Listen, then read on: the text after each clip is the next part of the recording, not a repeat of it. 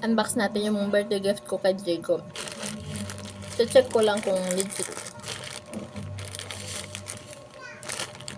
Gusto ko sana siya na lang yung mag-unbox sa birthday niya mismo. Pero gusto ko i-check muna yung item kung okay ba. So, ang gagawin ko, i-gift wrap ko na lang to pag naano ko. Kinabahan ako, guys. Kaya mahal ni guys. Kaya, hindi ko pwedeng pagpaliban yung pag-check. Oy. Oy. Deserve mo to, daddy. Deserve niya talaga to, guys. Kasi sobrang hardworking niya. Lahat ng kailangan namin ng mga bata, pinoprovide niya. Mapasok kahit may sakit. Tapos ng birthday ko, binilhan niya ako ng bag. Sa Musdom. Kaya alam niyo naman ang bag sa Musdom. Oh. Kasi kumakain ako ng rambutan. Then dumating yung order ko. Yung mga delivery boy, no, nag-a-add sila ng price, no, may UP na a little bit, but it's okay. Huy! I'm so nervous. Nervous? Ganyan yung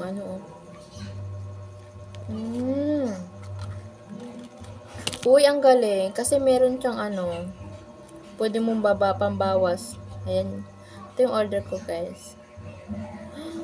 Ay, akala ko may basag. Plastic pala yun. Akala ko may basag. Ang ganda.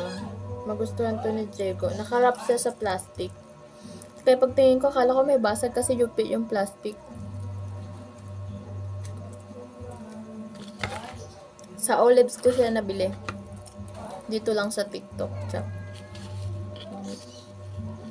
May paganto siya. Uy. Ayaw ko muna i-open. Ay. Pwede pala. Gusto ko rin ng relo. Ganyan siya, guys. Pang lalaki talaga siya. I think kasya kay Diego, hindi na kailangan bawasan. Ganyan. Kumikintab-kintab siya. Hindi pa gumagana. Siguro kailangan pang Ganyan siya. Kulay blue. Ba't pangit ng lightning? Ayan, ganyan siya.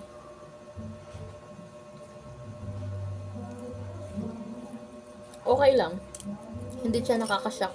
Ang ganda! Hindi siya Sorry, my guys. Maganda! Magugustuhan niya to. Finally, nakabili rin ako ng medyo mahal-mahal kay Diego.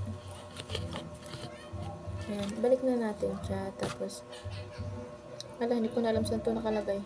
I think dito lang to sa singit-singit. Ayan, singit na lang natin dito.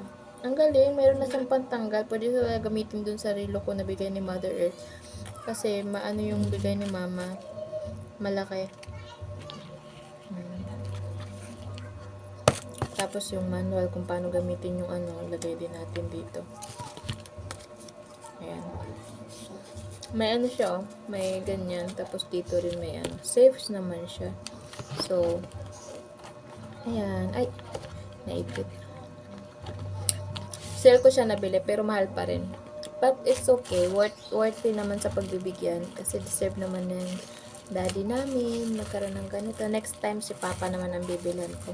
Siguro sa Pasko. Pag uwi ko, dadaling ko. Bibili ako ng gift wrap. Ay! Wala na. Saan ko to lalagay? Ilagay ko to ulit. Ano ba yun? Ang gulo ko naman. Kailangan nakalagay siya dito. Sa box niya dapat. Yung yung manual. Yung guide. Yun lang, guys. I like the watch. Thank you for watching.